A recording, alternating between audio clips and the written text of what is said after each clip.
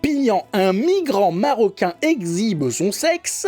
Jusque-là, j'ai envie de dire, hein, c'est un petit peu comme toujours. Crache sur les policiers, ça c'est pas bien. Puis se poignarde... Ah oui. Là, il est original. Puis se poignarde avec le couteau qu'il sort de son anus. C'est pas possible. Qu'est-ce que c'est que cette histoire? C'est quoi? C'est un migrant qui s'identifiait en tant que fourreau? Je comprends pas. En plus, le début, ça partait... on était sur quelque chose d'assez banal. Un migrant qui exhibe son sexe, j'ai envie de dire, hein, qui n'a jamais exhibé son sexe. Hein. Allons-y. Cracher sur la police, bon, c'est un truc revendicatif, hein, que ce soit par les rappeurs, etc. On est sur les délires de gauche tout à fait basiques. Mais par contre, s'auto-poignarder en sortant un couteau de son cul... Là, le type, il a fait fort. Là, là, on sent le progrès. On sent un petit peu le mélange des cultures. La gauche, voilà, qui est déjà assimilée par ce migrant. C'est beau. Non, c'est sympa, mais on va regarder un peu plus ce qu'il en est. Hein. Devant la police aux frontières, l'homme dont l'âge n'est pas précisé, peut-être un mineur de 45 ans, on sait jamais, va soudainement devenir très agressif. De ce qu'on a compris, surtout avec lui. Hein. Dans un premier temps, il exhibe ses parties génitales au personnel féminin. Oh, dis donc, c'est pas comme ça qu'on drague, dis donc. Il a voulu faire le dindon, je pense. Hein. Vu ses caractéristiques, il a peut-être essayé de mettre ses couilles sur son front. C'est des parades nuptiales, nous on comprend pas, c'est pas les mêmes chez nous. Donc nous, c'est avec une bouteille, des fleurs, un rendez-vous au restaurant. Eux, c'est en essayant de mettre leurs couilles sur leur front.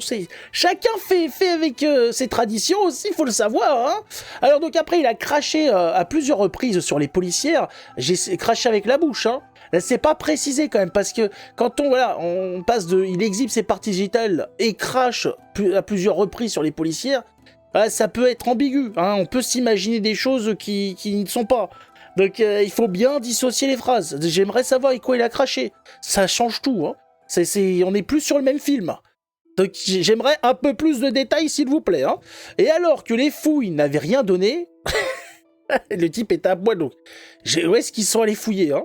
Il ne devait pas avoir beaucoup d'endroits à fouiller. L'individu parvient à sortir un couteau à cran d'arrêt de son fondement, hein, de son trou du cul. Ça va plus vite comme ça. Et menace de se suicider. Il était d'accord, celui-ci était vraiment dans la poésie, la dramaturgie. On était un petit peu dans le théâtre grec. Pourquoi pas, ça change d'habitude. Un romantique. Non, c'est sympa. Bon, le début, c'est vrai que c'est pas très romantique. Hein, l'exhibition des parties génitales et le crachat sur tout le monde.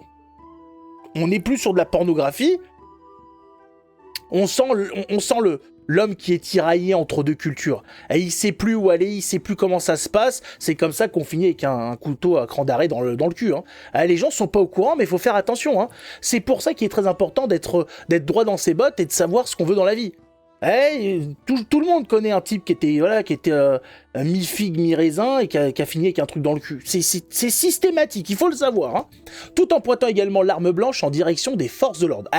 C'est là, voilà. Il veut se suicider, il veut pointer les policiers. C'est l'ambiguïté. Le gars c'est quelqu'un qui ne sait pas prendre des décisions. Et on a vu avec quoi il finit dans le cul. Hein. Après quelques instants d'une tension palpable et de négociation, j'ai peur de ce qui a été négocié. Les policiers de la DIDPAF décident d'appréhender l'individu à l'aide d'un pistolet à impulsion électrique dit taser. Putain, oui, dit directement taser, hein, pistolet à impulsion électrique. On n'est pas dans Star Trek. Tu dis qu'il lui a foutu un coup de taser dans la gueule et c'est fini. Mais la première charge ne permet pas de neutraliser l'homme. Oui, on fait partie de ces hommes costauds, dis donc. Donc il y avait une certaine corpulence. À savoir, c'est vrai que... Faut pas croire, mais c'est pas tout le temps très efficace le taser. C'est pour ça qu'on dit que c'est pas très intelligent de mettre ça en place et surtout de remplacer les armes à feu par les tasers, parce que quand ça ne prend pas, quand ça ne marche pas, tu l'as dans le cul. Et après, c'est tout le monde qui est en danger, parce que le policier est en danger, puis s'il est venu intervenir, les personnes qui étaient déjà en danger se retrouvent 2 fois plus en danger. Mais ça, malheureusement, nos amis gauchistes anti-armes ne comprennent pas, sauf quand c'est pour leur cas. Quand c'est pour leur cas, là, ça commande principalement les politiciens de gauche, hein, ça se paye des gardes du corps armés, et là, il y a un peu moins de problèmes avec les armes, hein, parce qu'il paraît c'est pas pareil. Hein, le fameux argument, c'est pas pareil.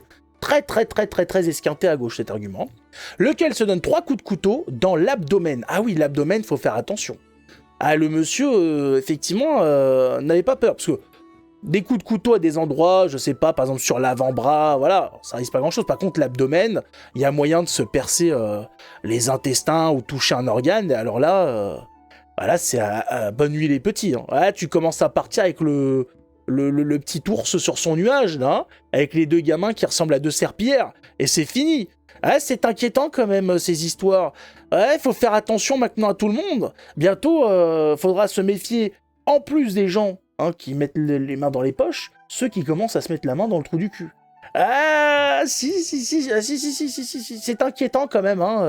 Il faut se méfier. Maintenant, ils cachent des trucs un peu partout. Quel est le... J'ai hâte de savoir un petit peu le prochain, quelle idée il aura, qu'est-ce qu'il va nous cacher là-dedans. Ah, c'est un petit romantique, peut-être que d'habitude il cachait des choses à son amant. Ouais, son amant qui débarquait derrière et qui découvrait un bouquet de fleurs, une bague, une voiture, une invitation à un spectacle, on sait pas. En tout cas, pour les policiers, ça a été le cran d'arrêt. C'est un peu moins romantique, même si il faut savoir que c'est l'intention qui compte. Ouais, faut pas non plus être très exigeant, la police, Oh, du don, c'est... un petit peu d'amour de migrants, ça fait de mal à personne. Pas tout le temps.